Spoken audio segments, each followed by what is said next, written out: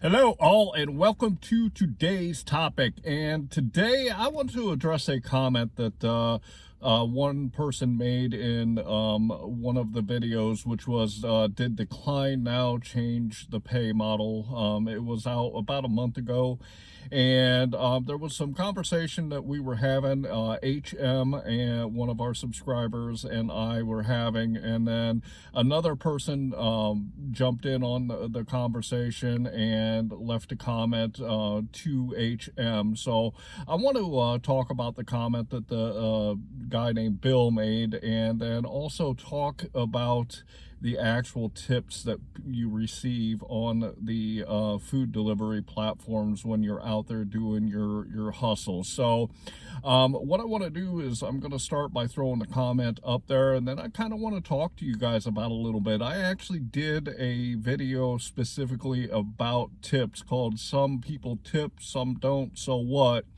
And when I'm working in my marketplace, I don't ever really pay attention to what the tip amounts are. There are so many people on YouTube and on the internet that I hear, and they are just up in arms about the tips, and they are always complaining about the tips. And with the strategies that I use and I talk about, tips don't really matter to me. What really matters to me is, okay, with this order, is the overall dollars to time, the dollars per mile, and the dollars per delivery, do they fit my strategy? And if that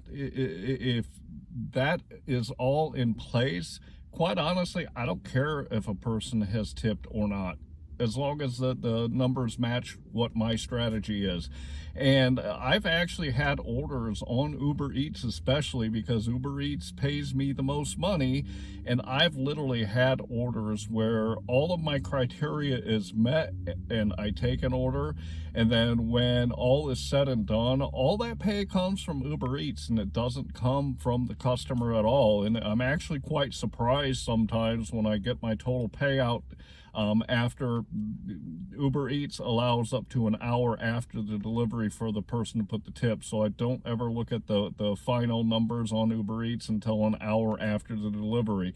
And I am sometimes surprised by the amount of money that Uber Eats pays me, and it doesn't include any tips from the customer, and I still make the money that I want to make. So if you want to focus on tips, I think it's a very minute point. As long as the total dollars and the miles fit your strategy, quite frankly, it doesn't matter. Just get out there and get your hustle on and pick the orders that meet your criteria. So let's jump into the topic.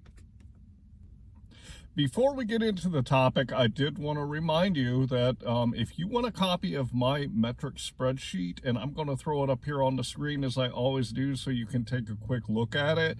If you want a copy of my spreadsheet to keep track of your metrics, there is a link in all of my descriptions that is a quick click on this and you can go download it directly.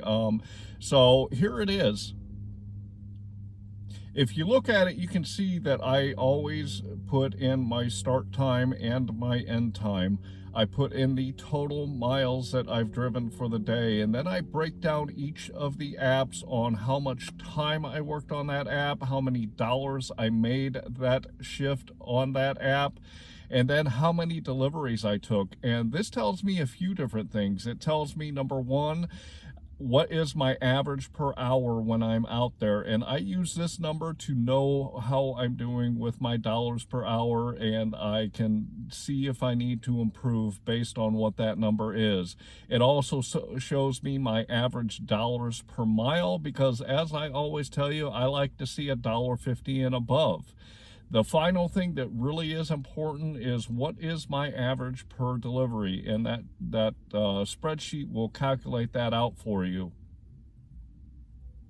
So there's the spreadsheet. So feel free to just click the link in the download the spreadsheet in my description and go get a copy of it for yourself. I'd also like to ask you to subscribe to my channel, and if you would, please like this video if you find value in it by the end of it. Click that like button, and then also share it with anyone that you know that can use the information, the guidance, and the education I give to help them get to that $25 to $30 an hour that I'm teaching you all to do. So with that, let's get into the conversation that was going on that video. And I want to talk to Bill, but I also want to talk to everybody else about, you know, customer service and tipping. So I want to start by throwing up Bill's comment on here, and I want to say, Bill, I really appreciate you commenting on my videos, and I appreciate your opinion and your thoughts on it. As I talk about in all of my videos, you know, what I'm trying to teach you out here, I'm not saying that what I do is definitely going to work for you. The strategies that I have in place work for me, and they work in my marketplace. So when I suggest that you do something, what I'm suggesting is you try it out and, you know, see if it works for you. And if it doesn't, don't do it. Find something better. And I would like to, you know, suggest that if you find a strategy that I throw out here and you try it and it works, then keep running with it and keep going with it so that you can continue to make that $25 to $30 an hour.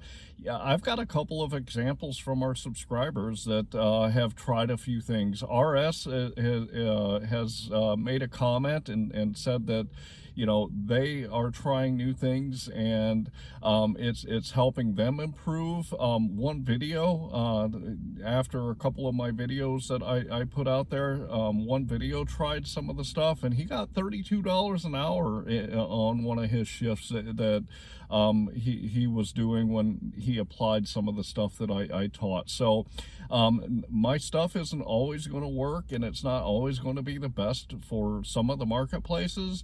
However, you don't know until you try, and, you know, if it works for you, kudos. So let's throw up Bill's comment here, and this is addressing something that HM said in his comment to me on that video. So what Bill said is, and this is a direct quote from something HM had typed, it says, "My tips always are higher due to my customer service," and he put LOL not. And he said, "I've done deliveries long enough to know that the customer has already tipped before they even saw you. Your service will not make them go, 'Oh, wait, you are so wonderful, let me get you a bigger tip.' They tipped when they ordered." So this was Bill's comment, and, you know, if you experience that in your marketplace, Bill, the first thing I'm going to say is I feel sorry for you. I would really suggest finding a different marketplace to work in, because the customers in your marketplace obviously suck.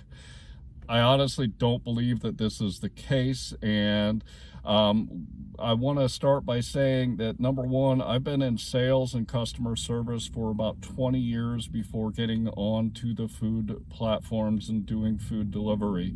I applied what I knew about customer service to the customers on the platforms, and I'm not going to say always, but I regularly see higher tips on the platforms, Uber Eats especially, DoorDash sometimes, and GrubHub not really ever, because on GrubHub the customers tip up front and they give you what they say. So I'm going to focus on Uber Eats here specifically, but I regularly see higher tips on Uber Eats, and it is because of the customer service that I provide to the customers when I go out here. So Bill, I'm sorry if you don't see it in your marketplace, and, you know, maybe you should find a different marketplace, or maybe you could actually try customer service and see if it improves the amount of money that you're making in your marketplace. I want to talk to you about something that everybody does, and everybody goes to restaurants, or most everybody, I don't want to be directly quoted and speaking wrong, but most everybody goes to restaurants to eat food, and some of the restaurants that they go to, the servers get tips because of the way the restaurant is set up. Fast food places, obviously not, but a lot of restaurants get tips. And it's my belief, my personal belief, that if a server does a horrible job, I will leave them a tip, but it's going to be a small one. If a server does a excellent job, they go above and beyond. They're personable. They are quick. They are very attentive. I will always leave a very high tip for those people that do a good job. This applies to other things too, including food delivery. And I can say, based on my own experience of doing over, probably 2,500 deliveries now, there are a lot of times where I get tips that are higher because of the customer service that I provide. I did a video that was, here's what you do. When you hit that accept button, this is the steps that you should do once you hit that accept button, so that you can improve the chances of you getting higher tips when you're doing food delivery. And I'm going to throw a link down in the description to that video, so y'all can go watch that, so you can kind of see what I said about it there. And so next, I want to throw up a few examples of exactly what I'm talking about. The examples that I want to show are specifically from Uber Eats, and I picked these ones. These were all in the last week that I've done, and I wanted to kind of show you what happens when I do my customer service for people and what the outcome can be. The first thing I want to say about what I'm getting ready to show you, and you can reach it or read it on each of the examples that I'm going to put up here, but Uber Eats specifically states, and this is the first one I'm going to show you, but I want to tell you this, but Uber Eats specifically says the estimate for this trip was this amount, including an upfront tip, and the customer tipped you even more after the delivery. Nice. Did you hear what I said there? When the customer originally placed the order, they set what the tip amount was going to be. Then after I completed the delivery, they added more money to that. Again, I'm going to suggest that they didn't just randomly say, oh, this guy dropped my food and here, let me give him a bigger tip. I'm going to assume, and my assumption can be wrong, but I'm going to assume that the reason that they increased the tip for me was because of the customer service that I provided. So going back to what you said, Bill, as far as, you've been doing food delivery long enough to know that the customers don't tip because of the customer service, I'm really going to disagree with you here. So let's throw up some examples so I can show you exactly what I'm talking about, because everything I talk to you about on my channel is based on real information, real facts, real data. I'm very data driven if you've watched a lot of my videos. So everything that I talk about on my channel, I really do focus on the content based on real data. So the first one I'm going to throw up here is this. This was one that I was originally quoted 2204 on, and you can see, which I just read to you, was the estimate for this trip was 2204, including an upfront tip, and the customer tipped you even more after the delivery. Nice. So my 2204 went up almost $10 to $31.98. The next one I want to show you is same thing as if you read that box, it says the exact same thing, and the original quote on this delivery was $30.85. After the delivery was completed, I got $35.42.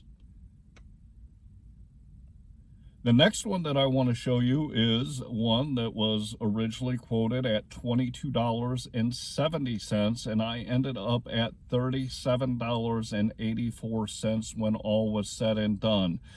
All three of the boxes on these three examples said the exact same thing. It said that the customer tipped up front and then it added to the tip after the fact.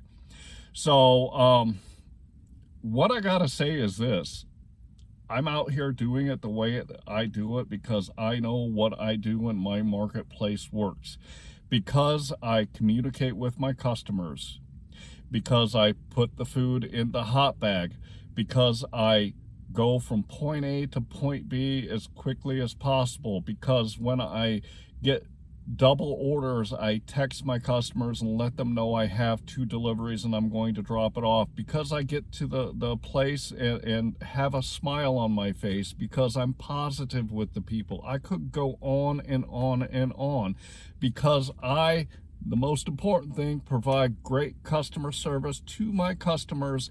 They compensate me for that. I could be wrong. It might not work in your marketplace. You might have customers that suck. Maybe you do, maybe you don't. However, what I'm going to suggest to you is this, is if you try the customer service in your marketplace and you see that your earnings will go up, why not do it? Period. So what I'm going to do is I'm going to challenge you. If you're not doing good customer service and you're making a certain amount, try it. Try the customer service and see if it improves your bottom line. That is the only thing that you can do. If it works for you, good. If it doesn't, don't. If you think my information sucks and I'm not giving you valuable information, don't do it. So that's kind of where I want to end it at. It's pretty plain and simple. If you provide good customer service, customers will provide you more money. What I want to leave you with is this, is not many customers tip you more. It just is kind of the way it is. But let's say you're taking 15 or 20 deliveries in a day, and let's say you get 1 or 2 customers, like in the examples that I showed you, that increase that tip. You know, one increased it about $10, another increased it at about $15. So if you have the ability and the possibility of getting an extra $25 for really doing no more work, just implementing the stuff that I talk about in your process of doing the deliveries. It doesn't take me any more time. It literally, the text messages that I send, I have them hotkeyed in my phone, so I just type a few letters and it puts it up there. I add the name in and it shoots it off. And the hot bag, that's part of my process. Getting to the customer as quickly as possible, getting to the restaurants as quickly as possible is part of my process also. So if you can try something and implement something into your strategy that's not going to cost you any more dollars, that's not going to take you, well, you know, maybe a little bit more time, and is very little effort, that could possibly increase your income, you know, $25 in a day just because you do it, why not try it and see if it works for you? So Bill, again, I'm going to say that I'm sorry that your customers suck and they don't tip you higher because you're providing better customer service. What I am going to say is this, is, you know, maybe you're set in your ways and maybe you don't see any ways to improve, and maybe you should try better customer service and see if it works for you. Because if 5-10% of the people increase your tips $10 or $15, that's a lot of damn money to me. So I would implore you to try it and see if it might help you, Bill. That's kind of where I'm going to leave it at. And with that, I'm going to remind you, jump on that link in my description, go download my Metrics Spreadsheet, and please subscribe to the channel if you like the content that I put out. Like this video so I can get it in front of more people that want to earn that $25 to $30 an hour. And finally, if you know anyone at all that can use my content, feel free to share it with them. And with that, I'm going to say thanks.